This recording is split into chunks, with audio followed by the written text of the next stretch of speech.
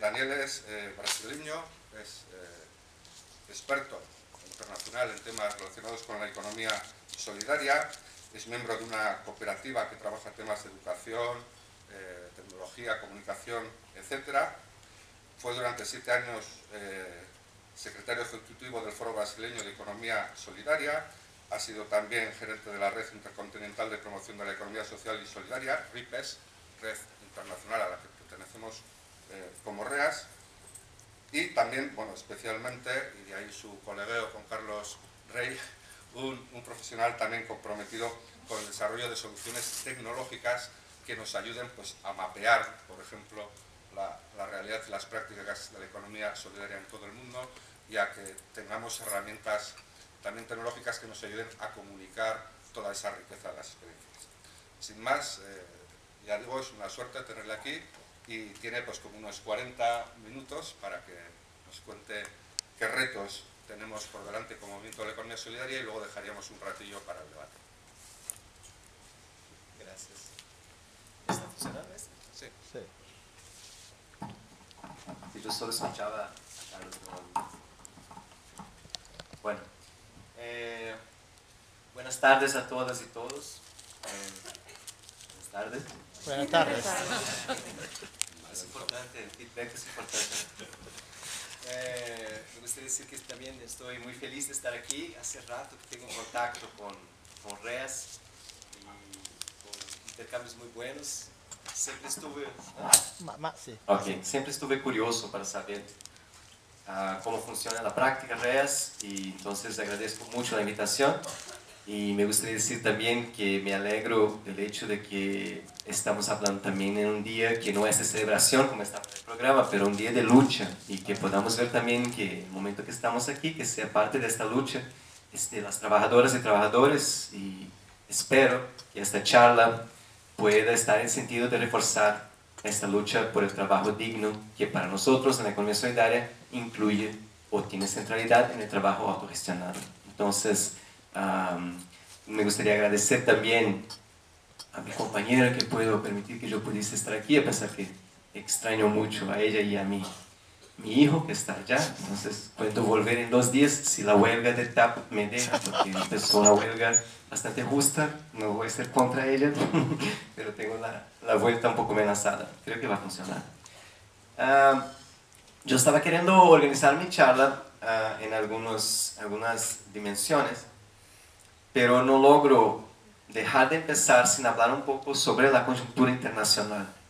Y empiezo esta coyuntura internacional diciendo que solo si estamos muy ingenuos lograremos alguien de esta sala ser optimista al corto plazo. O sea, no, está muy difícil, por más sagitariano que yo sea y que sea muy optimista. Entonces dejo mi optimismo para el medio largo plazo, porque en el corto plazo la situación está bastante dura en el contexto nacional e internacional. Ya saben ustedes, ya escucharon bastante, que lo que estamos pasando son tantas crisis que en verdad se articulan de manera sistémica en una crisis civilizatoria. Un aspecto, ya fue hablado en el primer día, no hay perspectiva de retomada del crecimiento. Se habla que está muerta la perspectiva de los crecimientos para arriba de 2%. Mismo con otros campos de expansión del capitalismo, está muy difícil lograr algo así. China incluso ahora en 2015 redució su perspectiva, que estaba en 8%, para 5% de crecimiento, lo que para China es bastante poco. Y es la base de crecimiento de muchos otros países. El otro aspecto de coyuntura internacional es que el máximo que la izquierda logró cuando tomó poder, así en los últimos años, no estoy hablando de los momentos del muro, ¿no? de la Guerra Fría, pero más recientemente, donde llegó al poder en Ecuador, Brasil, Argentina, Uruguay, incluso Grecia ahora más recientemente, y quién sabe lo que va a pasar aquí en España, ¿no? Parece que el máximo que se logró... sí, sí. Disculpa, sí. Siempre me olvido de las cuestiones internas de España, que no es España, es un Estado plurinacional en contención constante. El máximo que logramos en la izquierda institucional fue Keynes. O sea, llegamos a un punto que antes hablábamos de Keynes como una perspectiva conservadora, de un capitalismo de bienestar. Hoy en día extrañamos a quienes dicen, wow, este es el máximo de la izquierda que podemos llegar, que depende de un alto crecimiento. La lógica de Keynes, como todos ustedes saben, es la lógica de la caca del perro. La caca del perro es un perro de una madame muy rica que se queda caminando por la calle haciendo mierda por toda parte, y hay después un agente social que va limpiando esta mierda con los pagos de esta madame que le garantiza. Entonces un poco Keynes es esto, es decir, que la economía es mala y va a ser mierda, entonces hay que agarrar el máximo posible de impuestos para intentar compensar un poco la situación. Entonces ese es el máximo que llegamos en tanto que izquierda, desafortunadamente. Entonces depende mucho de crecimiento y una voluntad política de intentar crear el estado de bienestar social, lo que no funciona cuando baja la tasa de crecimiento. La multipolaridad que está en construcción, que es los BRICS que están llegando, no necesariamente va a significar una multipolaridad en términos de perspectiva de desarrollo, como podemos ver ya la presencia de China, por ejemplo, en África, que normalmente son grandes obras de infraestructura y exploración muy grande del medio ambiente, de minería y soya y otros. Pero puede sí agravar la violencia militar, especialmente de los Estados Unidos y de Europa. Entonces no hay perspectivas muy positivas de esta multipolaridad necesariamente. La situación en Oriente Medio sigue imposible para el Occidente, que no logra dominar esa región. O sea, cada vez vienen nuevas novedades, siempre fomentadas por el mismo aparato militar occidental, y ahora con el Estado Islámico la cosa se queda tan drástica que incluso los Estados Unidos decidieron mirar más para América Latina ahora y empezar a crear problemas para nosotros también. El proceso post-2015 en la ONU, no sé si están acompañando, es una catástrofe absoluta y restrita. Creció mucho con Ban Ki-moon, creció mucho la influencia de los actores corporativos, las corporaciones, la influencia de ellos en la agenda de desarrollo post-2015. Ella demuestra un poco lo que se espera de salvación del capitalismo, tentativas de salvar un capitalismo estafado, que son los campos de expansión del capitalismo que quiere buscar para no desaparecer. Por ejemplo, y eso está plasmado en el Means of Implementation, la parte de implementación en la ONU, la privatización de los servicios sociales básicos. O sea, con esto amplías un campo de inversión, un campo de gaño de plata ahí por agua, energía, educación, salud, etc. Ese es un campo ya conocido, pero ahora se está plasmando bastante fuertemente en la agenda post-2015. Y la otra, que es más nueva, es la financiarización de los bienes comunes, ¿no? Mercado de carbono, etc. O sea, la idea de crear Entonces, esta situación internacional no va tan bueno. Y tengo que decirle, a pesar de la charla positiva que tuvimos el primer día de los 20 años de REAS, que las alternativas económicas y también movimientos de resistencia siguen marginales y no sistémicas, siguen. Y los sindicatos, desafortunadamente, tienen un problema que es que se alinean mucho con la lógica del propio capitalismo. Claro, son los únicos que logran hacer una confrontación directa con los capitalistas, pero cuando hay un problema en la industria en general, se unen porque hay que salvar las empresas para poder salvar el empleo y para poder, o sea, tenemos un problema ahí. Esto se pasa bastante en Brasil, por ejemplo, tuvimos un conflicto en ese sentido también, entre la economía solidaria más alter, de cambio de lógica de desarrollo, y los propios sindicatos. Entonces la fuerza más grande anticapitalista que tenemos hoy está debilizada, que son los sindicatos, y asimismo está perdida a nivel nacional. Hay muchos sindicatos combativos a nivel local, pero a nivel nacional normalmente acaban negociando bastante, porque quieren también seguir con el mismo modelo de desarrollo. Entonces la pregunta, si es una crisis civilizatoria, ¿cómo cambiar un mundo que no quiere cambiar? Ese es nuestro reto, es solo mirarnos esta sala, cuánta gente está aquí, cuánta gente está en la plaza, tomando una cerveza que todos nosotros vamos a tomar después. Si la crisis es de civilización, y en mi opinión, anterior a la división o la escisión entre capitalismo y socialismo, es anterior a eso, es mucho más de la modernidad. Yo creo, y ahí me gustaría empezar por ahí, que el verdadero campo de lucha de nosotros está en el campo simbólico, en la aprehensión de la realidad, en el sentido de desarrollo, el sentido de crecimiento, de realización colectiva, personal, de trabajo. Es una lucha paradigmática, cultural, teórica, tecnológica. Es importante tenernos eso en cuenta, porque cuando estamos en nuestras prácticas, haciendo nuestras iniciativas, muchas veces estamos tan ahí en esto de intentar sobrevivir, que acabamos intentando simplemente sobrevivir y no percibimos que la lucha está mucho más allá del material. Porque el problema es que el mundo no quiere cambiar. Bueno, ahí entonces vengo con el pedido de redes de los miles de Carlos que aquí están. Todos tienen camisa negra, ¿no? Son los Carlos. No, hay uno con azul ahí. Ah, un Carlos con azul, ok. Está bien, qué bueno, viva la diversidad. Entonces yo decidí organizar por retos y ahí levanté 6, 7 retos, como los colores de arcoíris, y ahí algunos apuntamientos de posibles caminos a partir de mi experiencia con la economía solidaria ahí por este mundo. Primero reto es lo que yo llamo de hongos, o sea, son las iniciativas que nacen y mueren sin escala ni importancia económica, sin importancia económica.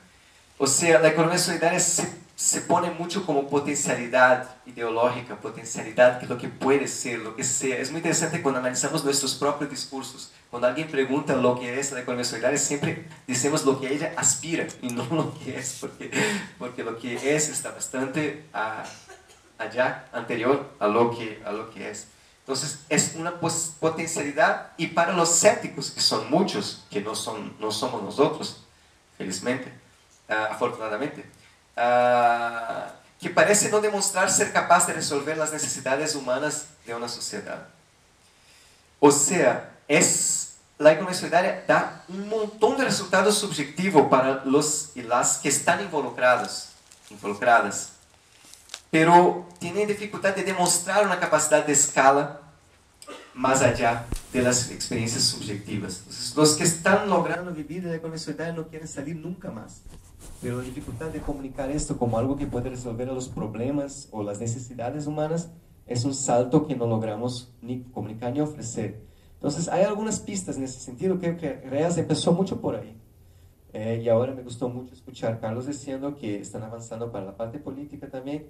Pero bueno, una manera, una pista de camino es la organización de redes y cadenas económicas solidarias, circuitos cortos, medios y quizás largos. Compremos de nosotros, desde los sindicatos, ONGs, desde nuestra casa, cómo lograr comprar de nosotros y hacer circuitos entre nosotros. La economía solidaria tiene que crecer también económicamente, a pesar de que, por ejemplo, en Brasil los sindicatos dicen que esa es la única vía para tener poder, es económica. No creo, es una de las vías, pero también es importante.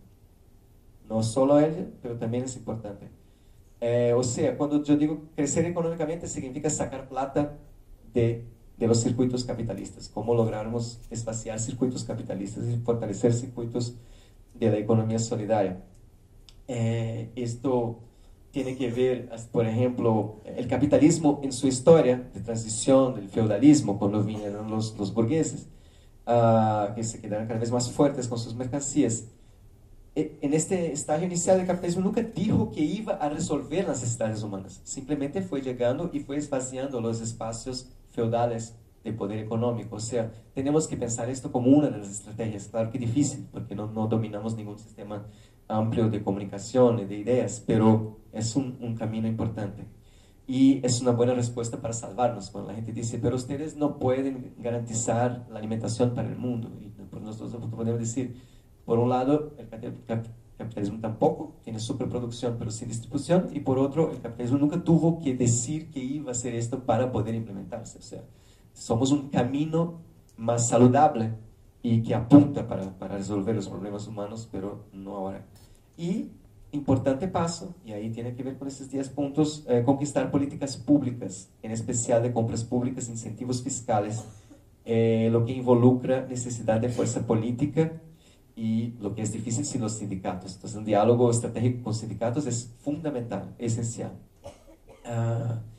Es importante decir que con esto estamos claramente en contra del libre derecho a la competencia. Estamos diciendo que hay que poner criterios que van contra la libertad de competencia. Y ahí podemos dar muchos ejemplos, por ejemplo, con impuestos. Que impuestos sobre cigarros son más altos que impuestos sobre agua, porque agua hace bien para la salud y cigarro hace mal. Entonces tenemos que hablar de estos tipos de políticas públicas en ese sentido. Economía solidaria hace bien para la salud, capitalismo hace mal para la salud. Entonces tenemos que tener coraje de decir que estamos hablando sí de privilegios para la economía solidaria cuando hablamos de políticas públicas.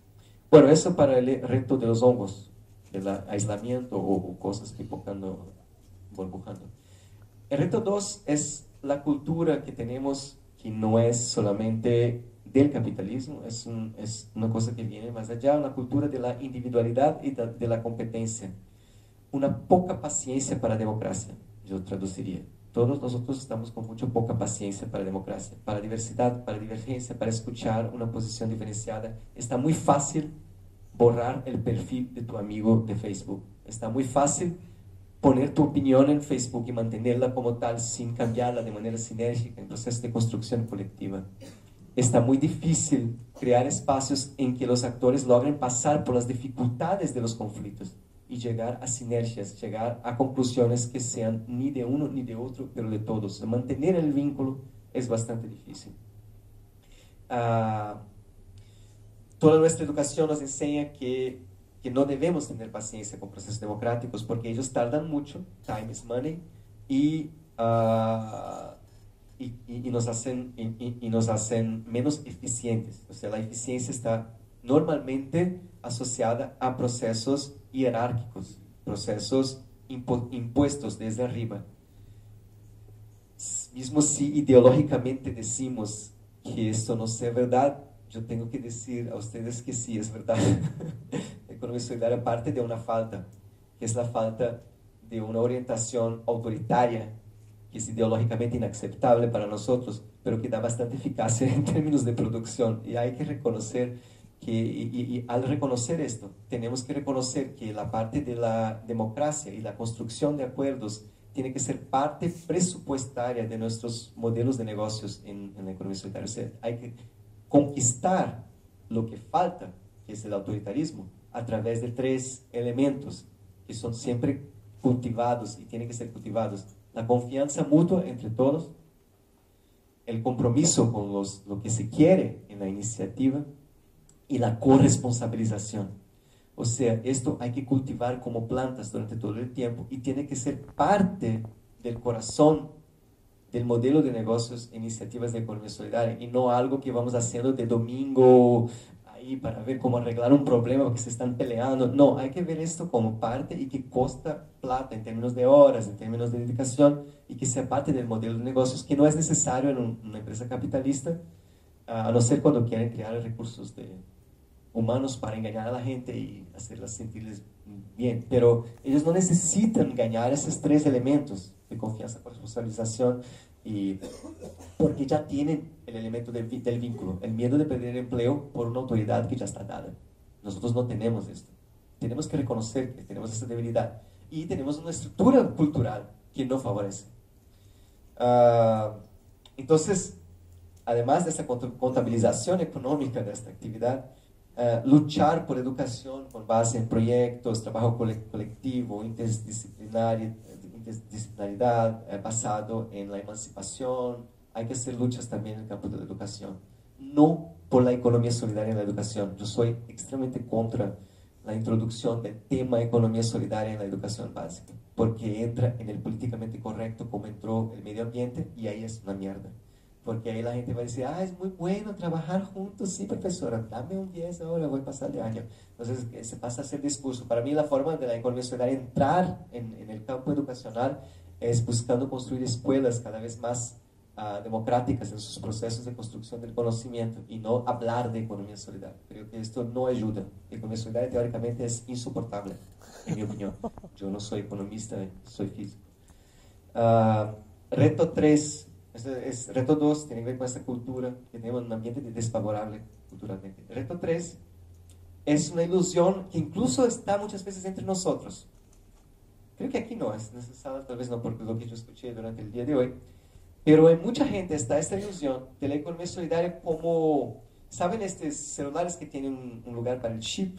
que tú cambias de una operadora para otra, Movistar para Vivo o para Telefónica, como si el comercio solidario fuera un chip alternativo al chip capitalista. Entonces, es ingenuo pensar que la forma de vida de las personas, yo hablo precisamente de las personas que son incluidas, digamos así, que están en el mercado de consumo, que son una gran mayoría, o son un grupo importante, puede ser la misma con la economía solidaria. No da. La economía solidaria no garantiza toda esa belleza de capitalismo que vemos aquí en la plaza, esa diversidad de colores desde China y explotación de mujeres en Bangladesh.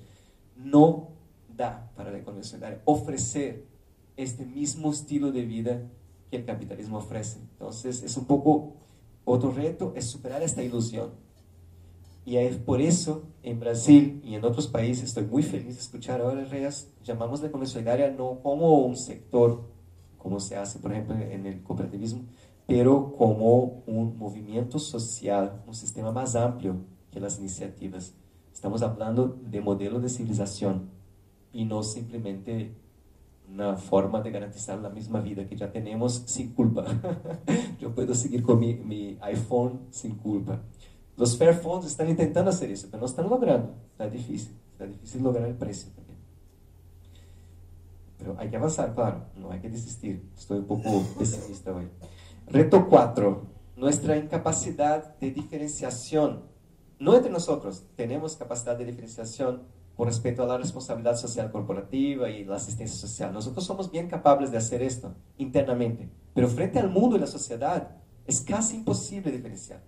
La gente no logra, cuando escucha un discurso de economía solidaria, desafortunadamente muchas veces la gente lo ve exactamente la misma cosa como el discurso Nestlé para ayudar a los pobres en un lugarcito ahí de India. O sea, una dificultad de comunicación que tenemos, de diferenciación. Por eso, yo afirmo, insisto, nosotros necesitamos 5 plenarias en Brasil, plenarias nacionales, para lograrmos finalmente tener coraje de afirmar que somos anticapitalistas, pero intentar afirmar esto también desde las prácticas, y de manera muy directa y explícita, hablar nombres de Monsanto, nombres de Nestlé, tenemos coraje de poner la cosa para afuera de manera más explícita. Porque el capitalismo sabe apropiarse de nuestros discursos. Y muy bien, mucho mejor que nosotros mismos. Ellos capturan la esencia de lo que estamos diciendo y lo presentan mucho mejor que nosotros. Yo veo, por ejemplo, las propagandas de Coca-Cola que venden alegría. Es una cosa fantástica, estupenda. Y nosotros tenemos en nuestro corazón la alegría y el buen vivir y no logramos. Somos siempre de cara fea, que estamos de mal humor porque trabajamos mucho. Todos nosotros somos pocos y hay mucha sobrecarga y no sé qué, y hay los grupos y todo. Entonces, ¿cómo hacer este bien vivir, que es nuestro corazón, explicitarse de manera natural? O sea, nos proponemos como superación del capitalismo y lograrmos comunicar nuestras diferencias con respecto al capitalismo. Y con respecto a la cuestión de asistencia social, eso es más complicado todavía, porque muchos de nosotros, que somos principalmente del campo de ONG o de asesorías, necesitamos plata desde el poder público. Lo que es importante, hay que seguir luchando por plata desde el poder público, pero normalmente la lógica de la política pública es la lógica de la inclusión social en el mismo modelo. Es la lógica que está por detrás. Y ahí yo llamo eso de la trampa de la justificativa. Nosotros pensamos que somos muy inteligentes, que vamos a hacer la justificativa adaptada al gestor público, al funcionario público, porque nosotros somos inteligentes y vamos a superar la justificativa. La cosa es que después que pasa un año tenemos que hacer el relatorio final, que tarda no sé cuántos meses, eso es insoportable de hacer, y tenemos que tener los datos para poder lograr la renovación, y ahí los datos tienen que tener que ver con la justificativa, que es la inclusión social, y ahí nos quedamos en esto.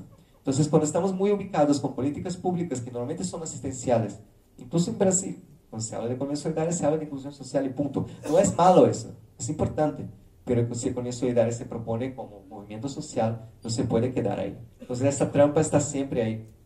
Por eso, insistimos mucho de esto en Brasil, y tuvimos conflictos, principalmente con el campo sindical, por eso, en 2012, que nuestras propuestas de políticas públicas tienen que ser en el ámbito del desarrollo. Tienen que tocar el corazón de las acciones públicas de promoción del desarrollo en la sociedad. Y no pueden ser restringidas al campo social, jamás, jamás. Entonces, ¿cómo luchar para tener claridad en nuestras luchas por políticas públicas? Que ellas estén ubicadas en procesos de favorecimiento de las iniciativas, un campo favorable, yo hablo de políticas públicas que creen un campo favorable a la expansión de la economía solidaria que es más saludable y cuesta menos para el Estado. Por ahí va una discusión que entra en el campo de desarrollo, pero en un campo de disputa de desarrollo, otro camino de desarrollo. Entonces, esta incapacidad de diferenciación con respecto al campo de la inserción o de la ciencia social. Reto 5 es lo que no tengo respuestas. Todos aquí estoy intentando de manera arrogante presentar algunas pistas, pero en esta aquí tengo problemas graves. La baja adhesión, la baja popularidad. Nosotros no somos virales. La economía solidaria no logró ser viral. No sé si ustedes conocen esto de viral. Es típico de YouTube, por ejemplo, o de Facebook. Cuando alguna cosa pasa, es muy chistosa, y nadie sabe por qué un fenómeno, la cosa explota y tiene 1 millón de views en 2 horas. Y no da para decir que esto fue el capitalismo que produció, porque ni los capitalistas logran producir los virales. Lo que ellos están haciendo hoy en día es comprar a la persona que logró hacer el viral, justo después que ella logró hacer el viral. Pero no hay una fórmula para viral.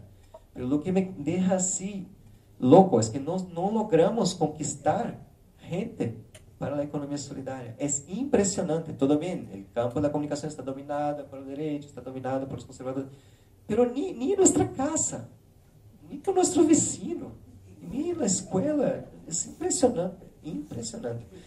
O sea, somos, no sé, hay algo en nosotros que no es divertido. ¿Cómo comunicar que es una forma de economía que nos hace bien, que es mejor simbólicamente? Ahí pensé en unas pistas que nosotros pensábamos en Brasil y todo, también cuando yo estaba en RIPES, a nivel internacional. Un ejemplo de posibilidad, una cosa que sabemos es que las que se involucran con iniciativas específicas de economía solidaria, estas sí entran con fuerza, porque sienten el significado. El primer daño que tienes de una retirada de plata, de una iniciativa de autogestión, da un sentimiento muy fuerte. No sé si los que están más viejos se recuerdan la primera vez que lograron una pequeñita plata a partir del trabajo asociado. Es una cosa muy fuerte como un significado. Entonces, no sé, pasantías en emprendimientos solidarios, lograr políticas públicas de empleo en las municipalidades, como hicimos en Osasco, en Brasil, que me gustó bastante, en que se dé al desempleado 2 opciones que implican en 2 caminos distintos. ¿Quieres prepararte para el mercado de trabajo o quieres iniciar una iniciativa de economía solidaria? Y ahí dar estas opciones, y si vas para la economía solidaria sería todo un proceso de educación popular, de proceso de construcción de grupo y la posibilidad de perspectiva de creación de nuevos emprendimientos. Tal vez una cosa, porque entraría una cosa más mainstream de lucha contra el desempleo. Y visibilizar los testigos de quien vive de la economía solidaria, no solamente como aspiración, pero como vida concreta, objetiva. Y en eso tenemos mucha dificultad. Siempre que hablamos, estamos hablando desde el punto de vista más teórico, mismo que nosotros que vivimos de esto, no logramos hablar de cositas sencillas. No sé, de que había un problemita en mi familia y fue súper bien porque yo pude hablar con las otras, y yo pude después trabajar el domingo para compensar, pero que yo no estaba con miedo de compartir un problema que iba a reducir mi eficiencia porque yo sabía que estaba entre pares. Son cosas tan sencillas que tenemos que comunicar a la gente, no es gran cosa de superación del capitalismo, pero cosas sencillas sobre el placer de estar en iniciativas como esta. Bueno, pero como yo dije, este reto 5 no logro tener respuesta, son los virales. Reto 6, la trampa de seguir el camino del cooperativismo. Ustedes creo que ya están bien vacunados porque en Europa el cooperativismo es un sector bastante antiguo aquí, ¿no? O sea, no podemos focar la economía solidaria solo en las iniciativas, es un peligro de focar la economía solidaria como las iniciativas. Hay que focar más tal vez en los territorios y en procesos de desarrollo local también nacional y también debates de contexto internacional. Dar peso a la importancia de la actuación política de las iniciativas en su contexto. Eso yo insistí hoy en el debate que estábamos haciendo sobre los criterios de balanza social. Yo creo que tenía que tener un sector más explícito sobre cómo las iniciativas están actuando políticamente en su espacio. Calificar eso, la actuación política en campos progresistas, en salud, en educación, en todos los campos posibles. Hay que dar más valor a esto para no entrarnos en lo que pasó en el cooperativismo, que es un capitalismo de socios solidarios internamente entre ellos, pero para afuera sigue todo igual. Reto 7, este también es difícil de resolver porque necesitaría mucha plata, entonces, o creatividad, que es el campo de Research and Development, ¿no? Investigación, tecnología y desarrollo técnico. El capitalismo tiene una alta tasa de inversión en investigación y desarrollo de procesos, incluso pagando a las universidades que están en crisis también para que ellas estén al servicio de las empresas, las corporaciones. Y nosotros no tenemos esta infraestructura de plata. Tenemos normalmente en ciencia, vamos mucho más para análisis sociológica y política, lo que es importante y hay que avanzar mucho, pero no logramos todavía mucho un campo de investigación, de mejora de procesos, de cómo construir tecnologías que sean adaptadas a la autogestión. Un ejemplo, ¿no? A las máquinas de costura. Ellas son hechas de una manera que están en tu frente, de manera que tú no miras a la persona que está en la frente y estás en una fila, y que el gerente puede pasar y supervisionar tu trabajo y tú no logras comunicarse con el otro. ¿Cómo hacer una forma de costurar con alguna tecnología que haga el contrario? Favorezca la relación entre las personas. Por ejemplo, una máquina de costura que esté bajada y que la gente está en círculo, mientras está costurando está hablando sobre los vecinos, qué está pasando, quién va a casar con quién, y ahí se pasa todo el día ahí discutiendo, contribuyendo y construyendo colectivamente. O sea, estamos usando tecnologías hechas para control, hechas para aislamiento, hechas para hacer a la gente subordinada, y tenemos pocas herramientas para superar eso. Pero hay campos que no dialogamos suficientemente. El campo del software libre, el campo del hardware libre, están ahí como locos intentando hackear, entrar dentro de la producción tecnológica. Y yo creo que la economía solidaria tiene que estar más junto. Por ejemplo, una carta como esta para las políticas públicas, una carta para los hackers de España, no sé, de la multiplicidad de naciones de España. No sé cómo se dice. Está bien. Una carta estatal para los hackers, de las grandes dificultades, de necesidades de procedimientos, porque hay estos jóvenes que están ahí comiendo hamburguesas durante la madrugada, no tienen que hacer, tienen 13 años y quieren entrar en el sitio de la NASA. Y quién sabe, uno u otro puede intentar ahí crear una cosita interesante, creativa.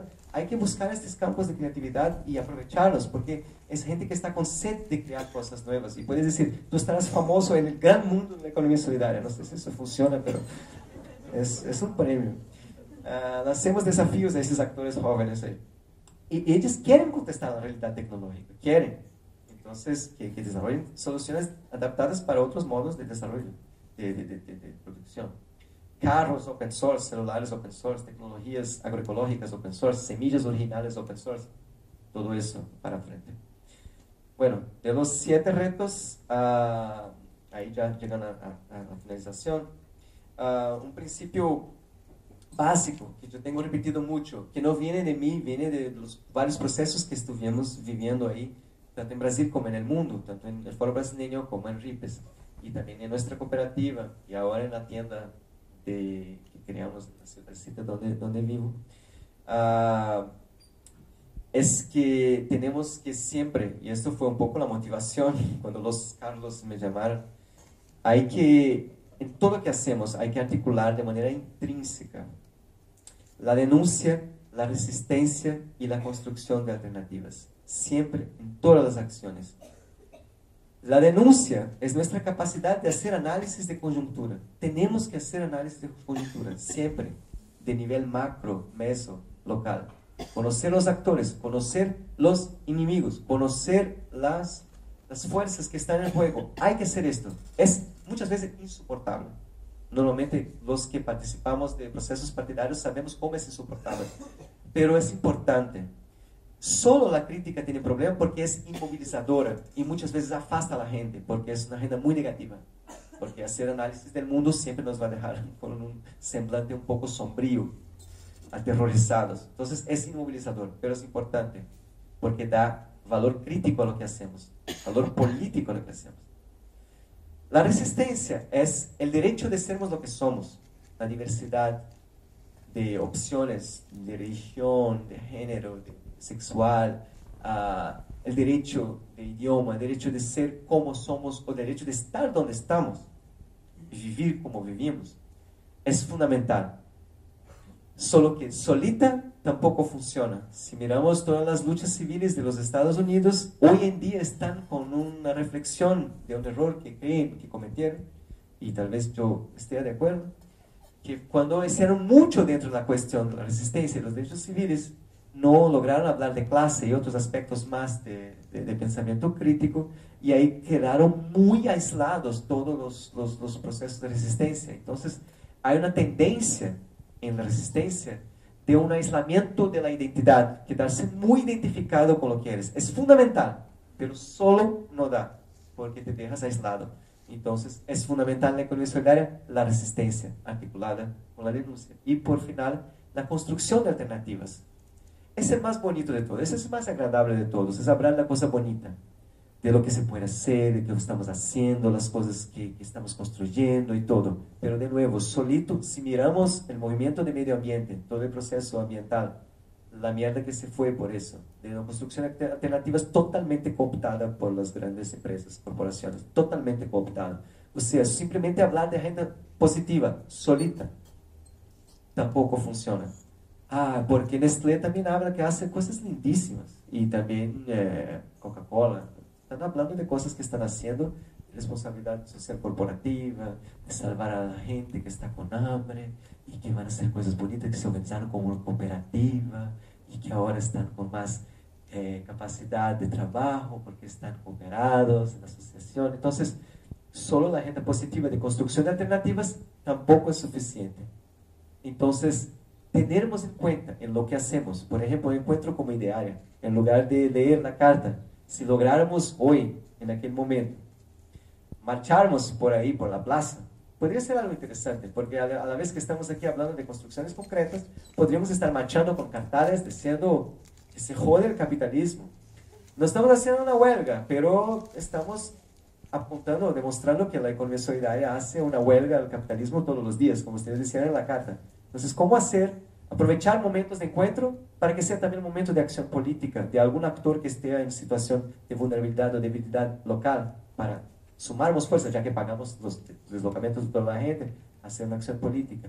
Cuando estamos en nuestras iniciativas, haciendo construcción de nuevas actividades y todo, ¿cómo lograrmos siempre meter también la resistencia, el derecho de la diversidad de expresarse en todos los momentos? O sea, ¿cómo hacemos que todas nuestras acciones tengan siempre estas tres dimensiones en diálogo? Un campo que avanzó para esto en Brasil fue los diálogos y convergencias entre la economía solidaria y varios movimientos sociales cercanos. Nosotros ya nos consideramos como un movimiento social. Entonces, economía solidaria con la reforma agraria, con la agroecología, con sindicatos, yo digo sindicatos de base, que son diferentes de los sindicatos a nivel nacional, son bastante diferentes. Sindicatos de base, software libre, mujeres, migrantes, teatro del oprimido, The Commons, Transition Towns, educación pública y emancipadora, integrantes de partidos políticos progresistas, etc.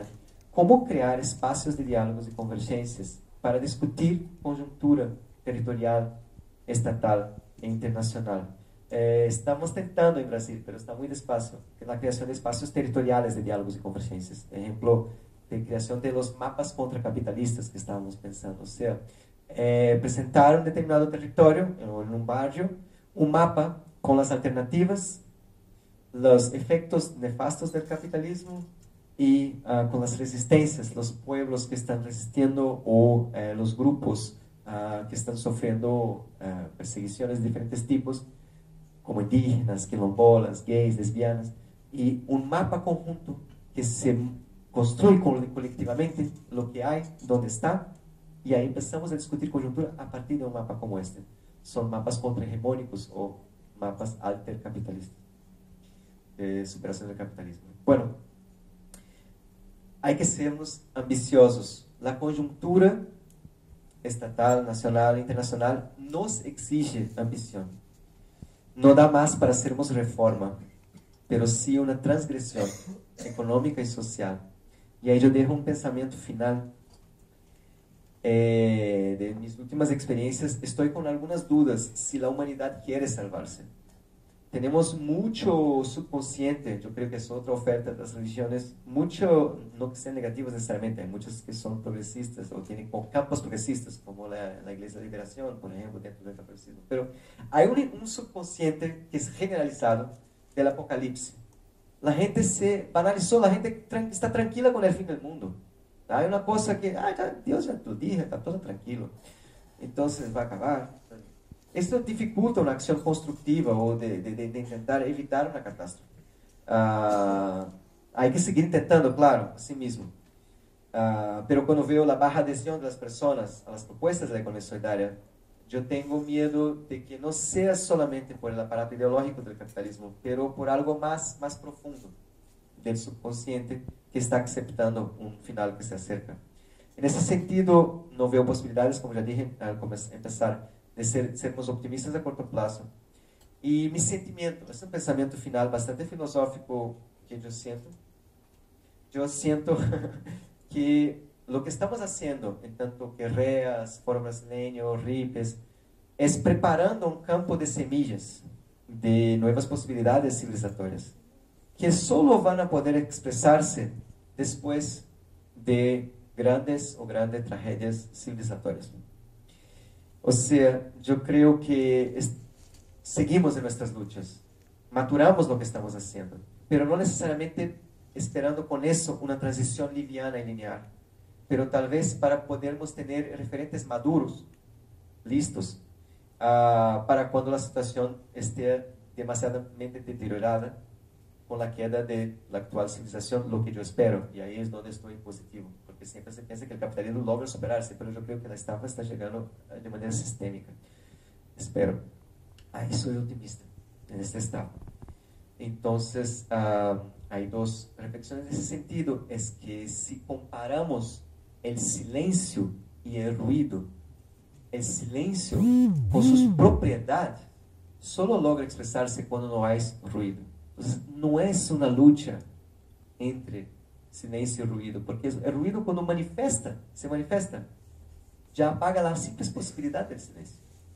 Esa es la complicación de la economía solidaria. Somos muy silenciosos por nuestra forma de construir, porque no podemos competir con el ruido del capitalismo de manera directa, pero sí en el campo, yo creo, de la realización personal de un sistema civilizatorio en estafa.